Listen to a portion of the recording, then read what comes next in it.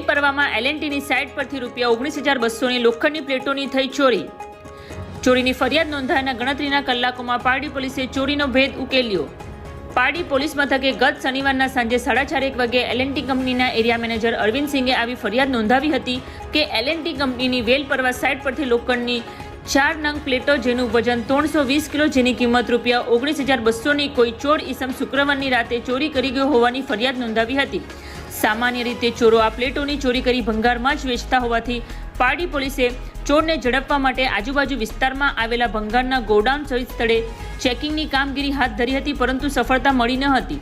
ત્યારે રવિવારના રોજ સવારે 10:30 વાગે પારડી પોલીસ પેટ્રોલિંગમાં ફરતી હતી ત્યારે વેલપરવા માર્ગ પરથી ચોરેલી પ્લેટો ભરી જતો પિયાગો ટેમ્પો નંબર GJ15XX 4403ને ઝડપી પાડવામાં સફળતા મેળવી હતી.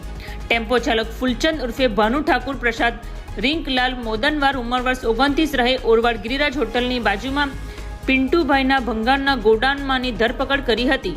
આ પ્લેટો વિશે પારડી પોલીસે વધુ પૂછતા તેણે પોલીસ સમક્ષ આ પ્લેટો તેને દસવાડા ખાતે રહેતા વિવેક અને ધર્મેશ નામના વ્યક્તિએ એક વાડીમાંથી ભરી આપી હોવાનું જણાવ્યું હતું. જે આધારે પારડી પોલીસે ધર્મેશ અને વિવેકને ઝડપી પાડવા માટે વધુ કાર્યવાહી હાથ ધરી છે. આ ચોરીની ફરિયાદ નોંધાઈને ગણતરીના કલાકોમાં ચોરીનો ભેદ ઉકેલવામાં પારડી પોલીસને સફળતા મળી છે.